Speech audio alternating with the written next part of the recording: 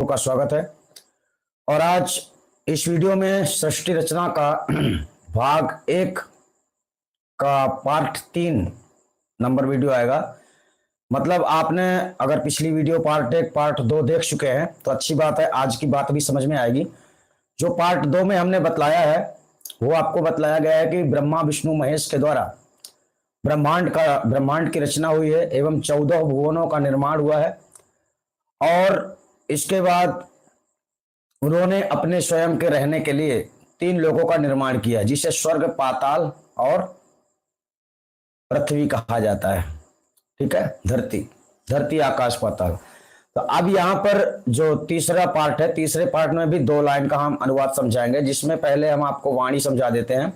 वाणी हम इसमें पूरी देंगे क्योंकि हो सकता है कि आप लोग कोई वीडियो नहीं देख पाए, तो आप कोशिश करेंगे कि भाग 1 के सभी भाग देखेंगे।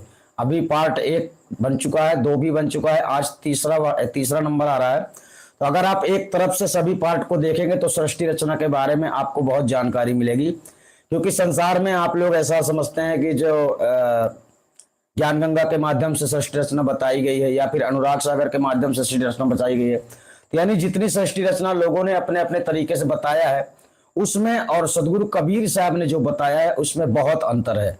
अंतर होने का कारण यह है कि साथियों, संसार में इतना पाखंड फैला हुआ है जिसके बारे में आप समझ नहीं सकते, इतना जल्दी नहीं समझ पाएंगे। पर आज जो है आपको पाखंड के बारे में बहुत विस्तार पूर्वक समझाया जाएगा कि कितना पाखंड संसार में फैला है और वो कब से फैला हुआ है, आज से नहीं फैला है। ठीक है, तो आप ध्यान रखेंगे।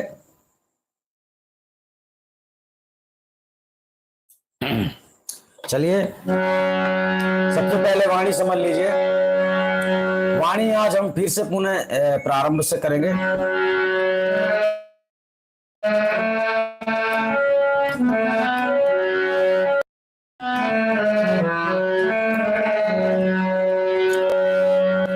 अंतर ज्योति शब्द किनारे रामा, रामा हरि ब्रह्मा का पुरारी नामा। हम वाणी को प्रारंभ से इसलिए बोल रहे हैं ताकि आप वाणी को विस्तार से समझते जाएं कि किस कड़ी के बाद कौन सी कड़ी है। ये सृष्टि रचना का प्रकरण चल रहा है, यानी हर लाइन जो है, हर लाइन में पहले क्या हुआ, बाद में क्या हुआ, बाद में क्या हुआ, इस प्रकार से सृष्टि रचना साहब ने बतलाई, यानी उसका सूत्र समझाया है। इसलिए हमको पूरी वाणी बोलना अनिवार्य है। बग लेंगे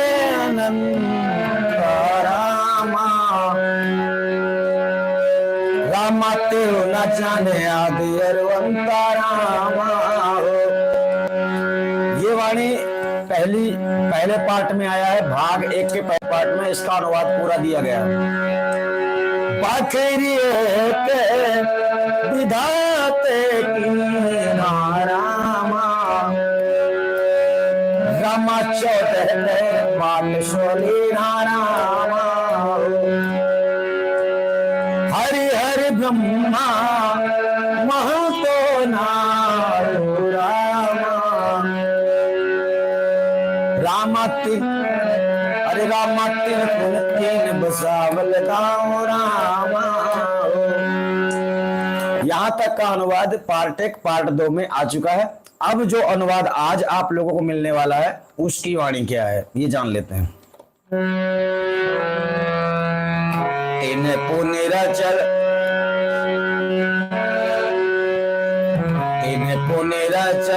खंड ब्रह्मांड, तीन पुनेरा चल खंड ब्रह्मांड, 6 दर्शन 96 ब्रह्मांड, 6 दर्शन।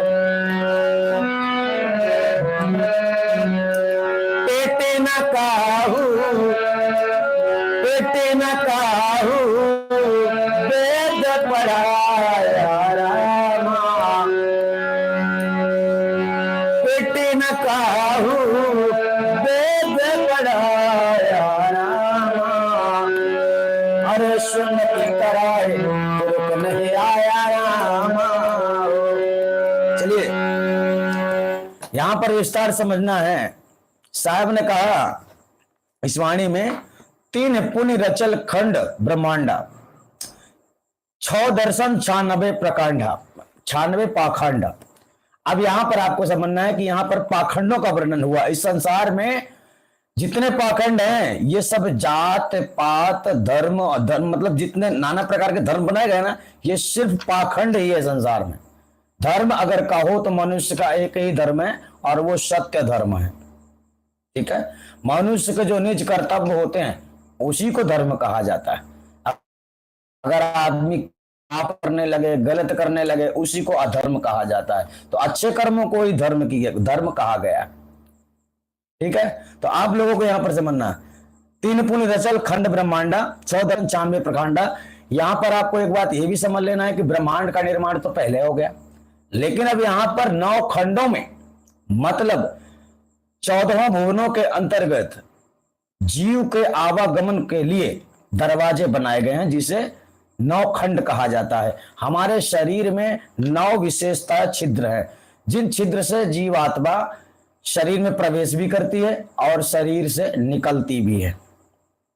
ठीक है, 9 दरवाजे हैं हमारे शरीर में, आपके शरीर में, हर प्राणी के शरीर में 9 दरवाजे होते हैं। ठीक है, चलिए अब बात आती है पेट न काहू वेद पढ़ाया सुन्नत कराए तो रुक नहीं आया। वेद शास्त्र का मतलब होता है हिंदू समाज के लोग, हिंदू जो अपने आप को हिंदू समझते हैं, तो ये लोग वेद शास्त्रों की ज्यादा कल्पना करते हैं और वेद शास्त्रों के आधार पर अपना जीवन चलाते हैं। ठीक है, ये हिंदू लोगों के लिए है। और मुसलमानों के लिए होगा सुन्नत कराए तो रुक नहीं आया। मतलब कहने का, जो मुसलमान होते हैं ये जब तक सुन्नत नहीं करवाते तब तक ये मुसलमान नहीं माने जाते, है ना। तो हिंदू मुसलमान ये एक बनावटी धर्म है। वास्तविक जो धर्म मनुष्य का है वो तो लोग जानते ही नहीं है। जो कि सदगुरु कबीर साहब ने रास्ता बतलाया है वो सत्य धर्म का है, सत्य मार्ग का है। तो सदगुरु कबीर साहब ने यहाँ पर क्यों ऐसा बताया, जब आप पैदा होते हैं तो आपको वेद शास्त्रों के आधार पर दिनचर्या सिखलाई जाती है कि आपको कैसे करना है, किसकी पूजा करना है, किसका जाप करना है ना, कौन हमारे देवी देवता हैं, ये आप समझते हैं। ठीक है ना, आपको ये समझना है कि देवी देवता भी एक योनि है, पशु पक्षी भी एक योनि है। सब संसार में जितने जीव हैं, जितने देवी देवता रिद्धि सिद्धियां हैं, ये सब एक योनियां हैं। जिन योनियों में ये सभी देवी देवता भी भटक रहे हैं। ठीक है, फर्क इतना है, जैसे चींटी के पास कम ताकत होता है, उससे ज्यादा ताकत पक्षी में होता है, उससे भी ज्यादा ताकत जानवर में होता है, उससे भी ज्यादा ताकत पशु में होता है, उससे भी ज्यादा ताकत मनुष्य में होता है। इसी प्रकार से आपको समझना है कि इसी प्रकार आपके जैसे आपसे ज्यादा ताकत देवी देवताओं में होता है, रिद्धि सिद्धियों में होता है। और उन्हीं चमत्कारों को देखकर लोग समझते हैं कि वो हमारे भगवान। ठीक है, और संसार चलाने वाला अपने हिसाब से संसार को चलाता है, अवतार लेता है संसार में, और संसार में अवतार लेने के बाद शांति स्थापित करने के लिए वो बहुत कोशिश करता है। ठीक है, जैसे राम जी धरती में आए, अत्याचार को मिटाने के लिए उन्होंने बहुत कष्ट झेला, है ना, उन्होंने भी अवतार लिया। ठीक इसी प्रकार कृष्ण भी आए संसार में, तो उन्होंने भी शांति स्थापित करने की बहुत कोशिश की है। उनकी जो क्रिया थी शांति स्थापित करने की, वो गलत थी। ठीक है, सदगुरु कबीर साहब ने बताया है पाप का नाश करने के लिए ज्ञान चाहिए, तलवार नहीं चाहिए। क्षत्रिय वही पाप छह करी बांध ज्ञान तरवारी, अंदर दिल में दया रखे कबू ना आवे हारी। आपके अंदर की अज्ञानता ही आपके साथ दुर्व्यवहार करती है। मतलब आप सोचते अच्छा है लेकिन आपके साथ गलत हो जाता है। तो चलिए हम अनुवाद में चलते हैं। 3 पुण्य रचल खंड ब्रह्मांडा, 6 दर्शन 96 प्रखंडा। यहाँ पर ब्रह्मांड का निर्माण तो पहले हो गया है, लेकिन यहाँ 9 खंडों का वर्णन आया है। इस ब्रह्मांड के, विश्व ब्रह्मांड के 9 खंड किए गए हैं। 9 खंड का मतलब आपको समझना है यहाँ पर कि हमारे 9 दरवाजे होते हैं, उसी को 9 खंड कहा गया है, जिसमें से जीव का आवागमन होता है, ध्यान रखना। और 6 दर्शन 96 प्रखंडा, 6 दर्शन का मतलब होता है जो वेद शास्त्रों, वेदों की बात यहाँ पर आ गई है। जो शास्त्र होते हैं 6 शास्त्र, अभी रुक जाओ, अभी हम आपको बतलाते हैं कौन कौन से शास्त्र। ठीक है,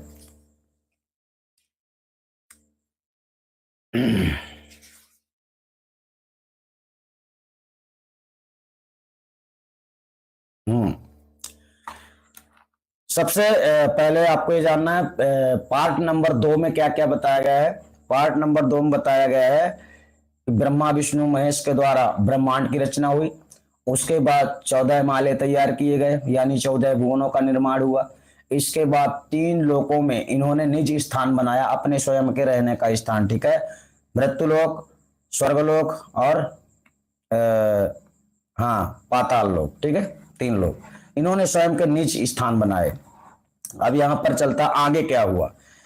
इसके बाद उन तीनों देवताओं ने पृथ्वी के 9 खंड और विश्व रूप ब्रह्मांड की रचना की, ठीक है। ब्रह्मांड की रचना तो पहले भी हो चुकी है, लेकिन जब 9 खंड का निर्माण किया गया तो परिवर्तन हो गया, मतलब घर का आकार बदल गया। जैसे आप घर बनाएंगे, उसको सजाएंगे तो कुछ बदलाव हो जाता है ना। इसलिए यहां पर आया विश्व ब्रह्मांड की रचना की। सृष्टि रचना होने के पश्चात मनुष्य अनेक प्रकार के कर्मों के करने में लग गए। अनेक प्रकार के कर्म करने का मतलब यहां पर यह बतलाया जाता है, देखो जब आप थे ही नहीं, जब आप होंगे ही नहीं तो करेंगे क्या। तो इस संसार में जब अचानक से किसी को प्रकट किया गया, पहले से जो ये मानव जीवन की प्रक्रिया है या फिर जीव जंतु किसी भी चीज की जो प्रक्रिया चालू हुई है वो डायरेक्ट प्रकट किया गया है। प्रथम में किसी भी चीज को प्रथम में प्रकट किया गया है। ये पृथ्वी नहीं थी तो पृथ्वी को प्रकट किया गया, सूर्य चंद्रमा नहीं थे, इनको प्रकट किया गया, ठीक है। इस प्रकार से संसार में जितने जीव उत्पन्न हुए हैं प्रथम में उन्हें प्रकट किया गया। इसके बाद में ये सब चालू हो गया है क्रम। जैसे कि ये संसार की रचना करने वाले ने, जिसने संसार मानव जीव आदि जितने भी जीव जंतु हैं जिनकी रचना करने वाले हैं, ये मानसिक सत्य से उत्पन्न हुए हैं, ठीक है, प्रकट किए गए हैं। और जो ब्रह्मा विष्णु महेश आदि देवी देवता हैं उनकी रचना कैसे हुई है, उनकी रचना सत्य संकल्प से हुई है। यहां पर आपको समझना है, थोड़ा सा अंतर है, थोड़ा अंतर नहीं बहुत अंतर है, ठीक है। तो जो प्रथम में मनुष्य पैदा हुए वहां से क्रिया शुरू हो गई, यानी स्त्री पुरुष में मतभेद हो गया, 2 प्रकार की प्रजातियां बनाई गई, नर नारी स्त्री पुरुष। यहीं से उसी के अंतर्गत ब्रह्म यानी आपके अंदर जो वीर होता है, स्त्री में रज होता है, इसी प्रकार सर्वत्र जीवों में बीज स्वयं के पिंड ब्रह्मांड में समावेश कर दिया गया, यानी हमारे ही अंदर बीज उत्पन्न हो गया। और इसके बाद उन्हें प्रकट करने की आवश्यकता नहीं पड़ी, ना पड़ेगी, ये ऐसा बीज ही बन गया। अब कुछ लोग ऐसा समझते हैं कि वीर से सब कुछ होता है, तो वीर ही ब्रह्म है, उसी को पीना, बहुत लोग ध्यान करके उसको पीने का प्रयास करते हैं और उनको ऐसा लगता है कि हम अमृत पी रहे हैं, जबकि ये उनकी गलत सोच है। चलिए, सृष्टि रचना होने के पश्चात मनुष्य अनेक प्रकार के कर्मों के करने में लग गए। इसके बाद महर्षियों ने 6 दर्शन शास्त्रों की रचना करके सर्वत्र संसार में प्रचार कर दिया। देखो वेद, जहां इसमें शब्द आया है पेट न काहू वेद पढ़ाया, सुन्नत करा तुर्क नहीं आया, ठीक है ना। मतलब वेद शास्त्रों का ज्ञाता अगर समझे कि मैं सतमार्ग में चल रहा हूं, मुझे मोक्ष मिल जाएगा, तो ये लोगों की भूल है। जैसे संसार में कहा जाए, रामपाल के बारे में बहुत सारे लोग ये कहते हैं कि वे तो प्रमाण देते हैं वेद शास्त्रों का, उसमें सही भक्ति है। भक्ति के लिए आप लोगों को सच्चा सदगुरु मिलना अनिवार्य है। बाकी पुस्तक का, संसार का किसी भी पुस्तक का कोई भी ज्ञान किसी भी काम में नहीं आने वाला, क्योंकि जो वास्तविक ज्ञान आपको प्राप्त होना चाहिए वो गुरु के पास होता है, वो किताबों में है ही नहीं। इसलिए साहब ने सर्वत्र ग्रंथों को, हम कहते हैं हम जिस बीजक से आपको ज्ञान दे रहे हैं उस बीजक को भी आप पढ़ लेंगे तो आपकी बुद्धि खुलेगी नहीं, क्योंकि भ्रम का ताला खोलने वाला सच्चा सतगुरु होता है। किसको कोई भ्रम है, किसको कोई भ्रम है, किसको कोई भ्रम है। हेलो, सतनाम साहिब बन गए। खुश रहो बेटा।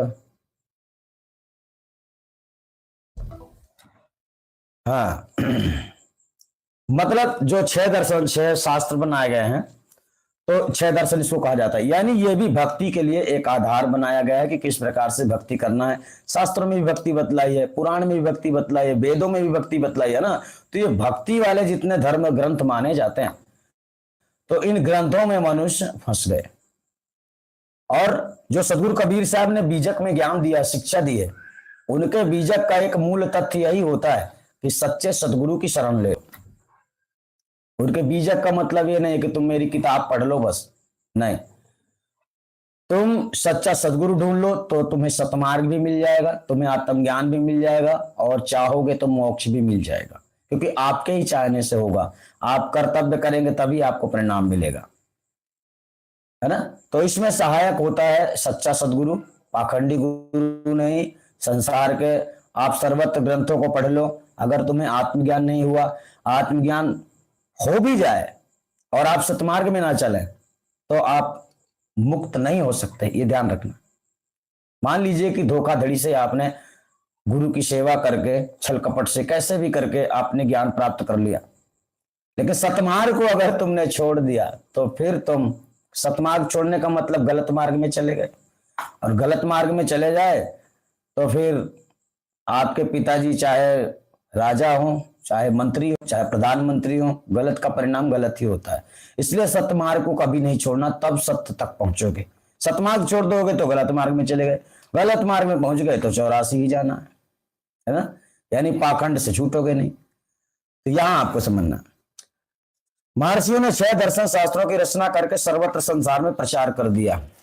महर्षियों ने, समझ लो कि जिन जिन लोगों ने शास्त्रों का प्रचार किया होगा, शास्त्रों का लिखा होगा, कुछ भी आप समझ लीजिए, उन 6 दर्शनों के नाम ये है: मीमांसा, वैशेषिक, न्याय, योग, सांख्य और वेदांत। हमने कभी इसको पढ़े नहीं है, आप चाहे तो इनके बारे में पता लगा सकते हैं, जो नाम हम आपको बता रहे हैं। पूर्वोक्त ये 6 दर्शन आस्तिक दर्शन कहे जाते हैं, ठीक है, आस्तिक। तत्पश्चात देहात्मवादी नास्तिकों ने भी भिन्न भिन्न अपने अन्य 6 दर्शनों की रचना की। उनके नाम ये हैं: चार्वाक दर्शन, सौत्रांतिक दर्शन, वैभाषिक दर्शन, योगाचार दर्शन, माध्यमिक दर्शन और जैन दर्शन। ये कौन से दर्शन है? नास्तिक दर्शन, ठीक है। फिर ये 6 दर्शन नास्तिक दर्शन कहे जाते हैं। इत्यादि सब मिलाकर 12 दर्शन होते हैं। उन 12 दर्शनों का संग्रह श्लोक यहां पर दिया गया है, वो भी आप समझ लीजिए। 12 दर्शन का: बौद्धम, न्यायायिकम, सांख्यम, जैनम, वैशेषिकम तथा जमनीयच्च नामानि दर्शनानाम मुनहो। ये उसका श्लोक दिया गया है, इसका मतलब भी हमको समझ में नहीं आता, संस्कृत है। अर्थात बौद्ध, न्याय, सांख्य, जैन, वैशेषिक तथा जैमिनीय 6 दर्शन हैं। इनमें सौत्रांतिक, वैभाषिक, योगाचार और माध्यमिक भेद से बौद्ध दर्शन के 4 भेद हैं, तथा निरीश्वर और शेषेश्वर भेद से सांख्य के 2 भेद हैं। पूर्वोक्त भेद से मीमांसा के भी 2 भेद हैं। ये ग्रंथों की चर्चा हो रही है, ग्रंथों के बारे में आप जानते भी नहीं होंगे। वैशेषिक का न्याय में अंतर्भाव कर उसके स्थान में चारवाक लेने से 12 दर्शन हो जाते हैं, तथा भेषधारी 6 दर्शन और उनके 96 पाखंड हैं। यहां पर आपको यह समझाया जा रहा है कि ये सब पाखंड है, जो अभी हम आपको बताते जा रहे हैं, ये सब क्या है? पाखंड, यानी मनुष्य में मतभेद किया गया, मनुष्य को अलग अलग कर्मों में लगाया गया, जाति पाति बनाई गई, है ना। जैसे पहले हिंदू हुआ, ठीक है, तो फिर मुसलमान भी हो गया, उसमें 2 भेद हो गए। फिर उसके बाद और धर्म लोगों ने रचन लिए, है ना। तो इसी प्रकार एक, जैसे पहले वेद निर्माण हुआ, वेद के बाद लोगों ने शास्त्रों का निर्माण कर दिया, शास्त्रों का निर्माण करने के बाद लोगों ने पुराण का निर्माण कर दिया, है ना। इसीलिए संसार में सभी ग्रंथों के माध्यम से सभी जीवात्माएं भटक गई, है ना, आज भी भटक रही। तो यहाँ पर अब आपको समझना है, यहाँ पर जो 96 पाखंड बतलाए गए हैं वो क्या? जोगी, जंगम, सेवड़ा, सन्यासी, दरवेश, 6वां कहिए ब्राह्मण, 6 घर 6 उपदेश। 10 सन्यासी, 12 जोगी, 14 शेष बखान, ब्राह्मण 18, जंगम 18, 24 जेबड़ा जान। अब इनकी गिनती करना, आप गिन सकते हैं इनको। अतः इन भेषधारी 6 दर्शनों ने भी अपने अपने नाम से भिन्न भिन्न मत संसार में प्रचार कर दिए, ठीक है। जैसे कबीर पंथ एक होता है ना, लेकिन सबने अपने अपने संस्थाओं में अपना अपना नाम लगा के रखा हुआ है।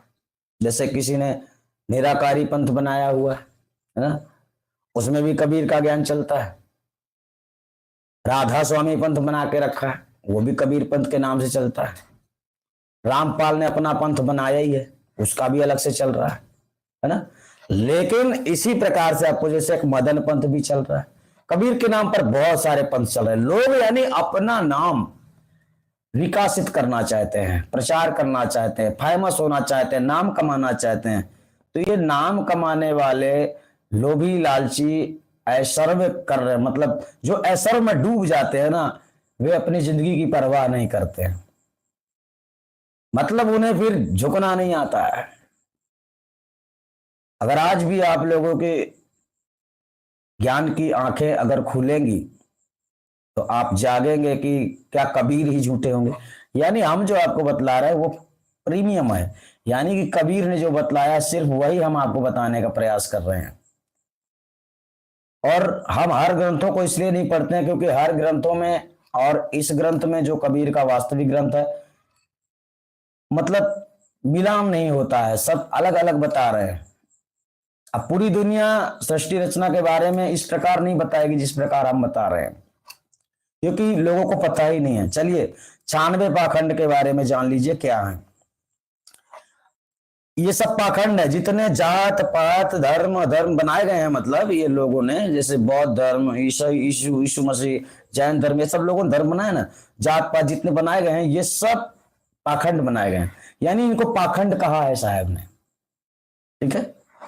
गिरिपुरी, भारतीय, आनंद आश्रम, सरस्वती, वन, पर्वत, आरण्य और सागर, ये 10 प्रकार के सन्यासी। 10 प्रकार के हो गए ना, सन्यासी तो एक ही हुआ, लेकिन इसके प्रकार कितने हो गए? 10। इसमें मतभेद हो गया, इसमें भी ऊंच नीच होने लगे। ठीक है। अवघड़ योगी तथा अलखिया आदि 12 प्रकार के गोरखपंथी योगी, 12 प्रकार के गोरखपंथी योगी होते हैं, इनमें भी मतभेद हो गया। इनमें भी कोई छोटा, कोई ऊंचा, कोई नीचा, ऐसा हुआ। ठीक है। इस पाखंड ही है जो मतभेद हो जाता है। जहां प्रेम नहीं है वही तो तर्क होता है, जहां प्रेम नहीं होता वहां तर्क होता है। और सदगुरु कबीर साहब ने प्रेम का पाठ पढ़ाया है। सब लोग संसार में 4 दिन के लिए आए हो, कहने का मतलब कुछ समय के लिए आए हो, खेलो खाओ, अपने उद्देश्य को पूरा करो। लोभ लालच क्या करना है, मेरे ये नहीं है, मेरे पास वो नहीं है, मैं गरीब हूं, मैं अमीर हूं, इन बातों को लेकर नहीं, मतलब भटकना चाहिए संसार में। अमीर जो अमीर होता है ना, उसकी भी बुद्धि बहुत आगे चली जाती है, इतना आगे चली जाती है कि सदगुरु से भी आगे निकल जाती है। लोग सदगुरु को पीछे मुड़ के देखते ही नहीं है, ढूंढते ही नहीं है। ठीक है। 12 प्रकार के गोरखपंथी योगी तथा दरवेश नाम से प्रसिद्ध मुसलमान, शिया, सुन्नी, फकीर, कंजरा, ईसाई तथा पारसी आदि 14 प्रकार के शेख एवं पंचगौंड तथा पंच द्राविण आदि 18 प्रकार के ब्राह्मण एवं शिव उपासक, लिंगायत, कालिकादि 18 प्रकार के जंगम और अरहन, महावीर आदि 24 तीर्थकर, जैनी, सेवड़ा, इस प्रकार पाखंडियों के 96 भेद हुए। आप इसको बार बार सुनेंगे तो आपको भेद पता चल जाएगा, आप गिनती कर लेना। ठीक है। यानी वाणी में जो बतलाया गया है, वाणी में जो दर्शाया गया, पाखंड को पहले अच्छी तरह समझो। जो गलत है वही पाखंड, उसी को पाखंड कहा जाता है। जो झूठ है उसी को पाखंड कहा जाता है। एक शब्द में इसी वाणी में आएगा, कल परसों की वाणी में आएगा, एक जनी जना संसारा, कौन ज्ञान ते भयानी नारा। मतलब एक ही जगत जननी के माध्यम से यह संसार विकसित हुआ, और किस ज्ञान से आप लोग भिन्न भिन्न हो गए? कौन सा ज्ञान? किस वेद शास्त्रों से आप लोग ऊंच नीच हो जाते हैं? किस वेद शास्त्रों से आप लोगों के देवी देवता बट जाते हैं? किस ग्रंथों के माध्यम से आपके खान पान बदल जाते हैं, रहन सहन बदल जाते हैं, विचार बदल जाते हैं? कौन ज्ञान से? भयानी नारा, एक जनी जना संसारा, है ना। तो ये बात आपको समझना। चलिए, इस प्रकार संसार में अनेक मत संप्रदायों का प्रचार होने से समस्त मानव प्राणी परस्पर कलह तथा विदेश अग्नि में जलने लगा। विदेश अग्नि में जलने लगा मतलब पहले बहुत घोर अत्याचार हुआ करता था, अभी तो बहुत कम हो रहा है। घोर अत्याचार कैसे? इस्लाम, मुसलमान लोग हिंदुओं को जबरदस्ती मुसलमान बना लेते थे, उनकी बहन बेटियों को छेड़ते थे, नाना प्रकार का। भी आगे आएगा, बता देंगे। इस प्रकार पाखंडियों के 96 भेद हुए। इस प्रकार संसार में अनेक मत संप्रदायों का प्रचार होने से समस्त मानव प्राणी परस्पर कलह तथा विदेशाग्नि में जलने लगा। अतः वह समय मुसलमानों का था, मतलब मुगलों का शासन था, और समस्त भारत देश की राज्य सत्ता उनके हाथ में थी एवं हिंदू सवर्ण ब्राह्मण क्षत्रिय आदि लोग अपने को ऊंच श्रेष्ठ अपना हिंदुत्व वैदिक धर्म से सर्व से प्रधान श्रेष्ठ मानते तथा कहते थे। और इसी प्रकार मुसलमान भी अपने को कहते थे कि हम मुसलमान ईमानदार जाति को खुदा ने उत्पन्न किया है, इस कारण से हम लोग इन काफिर हिंदुओं से सब प्रकार से श्रेष्ठ तथा पाक कौम है। अब बात वही लड़ाई चल रही है, हिंदू समझ रहे अब जो वैदिक धर्मों को अपना लिया जिन्होंने तो वे हिंदू हो गए, जिन्होंने कुरान को अपना लिया वे लोग इस्लाम हो गए। अब इस्लाम कहता है हम पाक है, हम शुद्ध है, और ये लोग काफिर हैं, ये लोग बेकार है ना। तो यही लड़ाई चलती रही, पहले भी चलती थी, आज भी बहुत लोगों के मन में ऐसी बातें रहती हैं। मतलब ऐसे ग्रंथों को तो जला देना चाहिए, भस्म कर देना चाहिए, जो ग्रंथ मनुष्य में तर्क फैला रहा है, लेकिन हम कहेंगे तो बेकार हो जाएगा। चलिए, कौम है और हमारा कुरान मत इस्लाम धर्म हिंदुओं के वैदिक धर्म से ऊंचा तथा श्रेष्ठ है। ठीक है, मतलब हिंदुओं का कहना है कि हिंदू धर्म ग्रंथ श्रेष्ठ हमारे, और इस्लाम का कहना है, ये पहले की बात चल रही है, पहले वाणी में, आज की वाणी नहीं है, साहब ने बहुत पहले से बताया, सब लोग कहते रहे होंगे तब तो साहब ने ऐसा कहा है। ठीक है, एवं हिंदू सवर्णों में ब्राह्मणों को वेद तथा यज्ञोपवीत जनेऊ का अहंकार था कि जिसका यह गोपवीत संस्कार नहीं हुआ तथा नहीं होता है वह शूद्र तथा मलेच्छ जाति के हैं। और इसी प्रकार मुसलमान को भी कुरान शरीफ तथा सुन्नति का अहंकार था कि जो कुरान शरीफ नहीं मानता है तथा सुन्नति नहीं कराता है वह काफिर जाति है। यह मतभेद पैदा कर दिया गया। आज उन्हीं ग्रंथों में लोग लड़ते हैं और उन्हीं ग्रंथों के माध्यम से मनुष्य के अंदर भाव मतभेद बदल जाते हैं। ठीक है, अतः हिंदू काफिर जाति हैं, ऐसा मुसलमानों का मानना है। इनको मारने तथा इनको जोर जुल्म से भ्रष्ट करके मुसलमान बनाने से खुदा प्रसन्न होता है। इसीलिए बहुत जोर जबरदस्ती पहले चलती थी, क्योंकि उनका शासन ही था। उनको मार पीट कर जबरदस्ती हिंदू से मुसलमान बना दिया जाता था। उन्हें ऐसा लगता था कि ऐसा करने से हमारा खुदा प्रसन्न होगा, लेकिन उन्होंने विचार नहीं किया कि क्या होता है ऐसा सच में। और उस मुसलमान को खुदा जन्नत बहिश्त देता है। मतलब कहने का यह है कि ग्रंथों के माध्यम से जो जहर शरीर में भरा हुआ है, वो जहर जब तक भरा रहेगा तो उस जहर के शिकार आप खुद ही होते रहेंगे। यानी मानव का जन्म तो मिला है तुम्हें लक्ष्य प्राप्त करने के लिए, भक्ति करने के लिए, आत्म कल्याण के लिए, लेकिन जब तक जहर तुम्हारे अंदर है तो उस जहर पीने वाला आदमी बताओ मरेगा कि जिएगा। अगर आपने जहर पीकर रखा है तो आपको अमृत की आवश्यकता है, आप तो जहर ही पीते जा रहे हैं तो जहर का ही नशा लगेगा। ठीक है, अतः उस समय मंदिर ढाए जाते थे तथा राम कृष्ण शिव देवी हेलो हेलो हेलो, हाँ, रामपाल के विषय में जरा बताइए हमको। तो अभी हम सत्संग में बैठे हैं, आप बाद में बात कर लीजिएगा। सत्संग के बाद बताइएगा। ठीक जी, हाँ, क्या बोल रहे हैं?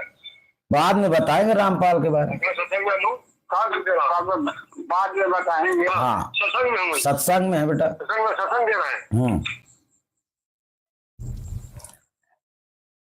अब देखो बहुत सारे लोग तड़प रहे हैं रामपाल के बारे में, बताओ रामपाल के बारे में क्या बताएं। रामपाल के बारे में अपना काम नहीं करें हम। कहां पर हुआ? हाँ, अतः उस समय जब मुगल शासक था तब की बात चल रही है। अतः उस समय मंदिर ढाए जाते थे तथा राम कृष्ण शिव देवी देव आदि की मूर्तियां खंडित की जाती थी और हिंदू सवर्ण ब्राह्मण क्षत्रिय आदि की सुंदर बहु बेटियां छीनी जाती थी और उनका सतीत्व धर्म नष्ट किया जाता था एवं सवर्ण ब्राह्मण क्षत्रिय आदि तथा अन्य जातियों को जोर जुल्म जबरदस्ती से भ्रष्ट करके मुसलमान बनाया जाता था। ये तब होता था जब सदगुरु कबीर साहब उपस्थित थे। और वेदोक्त कर्म धर्म यज्ञ होमादि करना भी उस समय हिंदू सवर्णों का दुष्कर था, कठिन था। यानी जैसे आजकल क्या है आजकल आप पूजा भी कर सकते हैं, यज्ञ भी कर सकते हैं, मंत्र जाप भी कर सकते हैं और भागवत भी करवा सकते हैं, बहुत बड़े बड़े कार्यक्रम होते हैं। लेकिन उस समय अलाउ नहीं था क्योंकि मुगल शासक था, प्रतिबंध लगा हुआ था, यानी मुसलमान हिंदू पर जुल्म करते थे, कठिन हो गया था। इस प्रकार उस समय बादशाह तथा नवाब मुसलमानों द्वारा समस्त भारत देश में घोर अत्याचार छाया हुआ था तथा नित्य प्रति हिंदू मुसलमान झगड़ा हुआ करते थे हिंदू मुस्लिम में, जिसमें हजारों लाखों हिंदू मारे जाते थे और धर्मांतर किए जाते थे। हिंदू सवर्ण ब्राह्मण क्षत्रियों में फूट थी, इस कारण ये लोग उनके साथ सामना करने में शक्तिहीन थे। अतः ऐसे समय में कोई बीच का मार्ग पकड़कर उनमें शांति स्थापित करने के अतिरिक्त और दूसरा कोई उपाय ही नहीं था। सदगुरु कबीर साहब उस समय के सत्य सनातन धर्म के महान आध्यात्मिक नेता थे। अब यहां पर आपको समझना है, नेता का मतलब ये मत समझ लेना कि विधायक थे, सांसद थे, नहीं, आध्यात्मिक गुरु थे। यानी जितना सच अध्यात्म के बारे में वो जानते थे, जितना सच उन्होंने संसार में अध्यात्म के बारे में बताया है, उतना सच किसी ने नहीं जाना।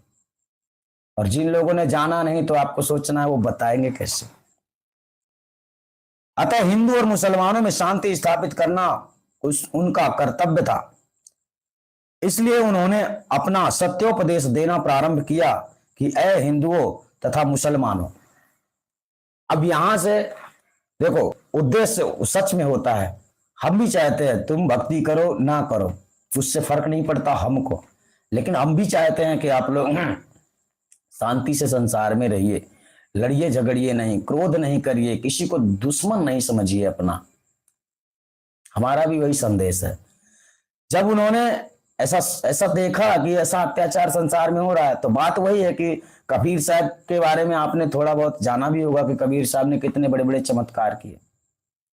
अगर वे चाहते तो पूरे के पूरे मुसलमानों को भी नष्ट कर सकते थे, लेकिन बात वही है कि वे खुद जिन कर्तव्यों को नहीं कर रहे हैं वो दूसरों को कैसे सिखलाएंगे। तो वे छत्री के आधार में उन्होंने कौन सा शस्त्र पकड़ा, शस्त्र पकड़ा। और उन्होंने खुद कहा है, ब्राह्मण वही ब्रह्म को जाने पहने जनेऊ विचारी, साधु के 100 गुण जनेऊ के 9 गुण पहिरे ब्रह्मचारी। छत्री वही पाप क्षय करे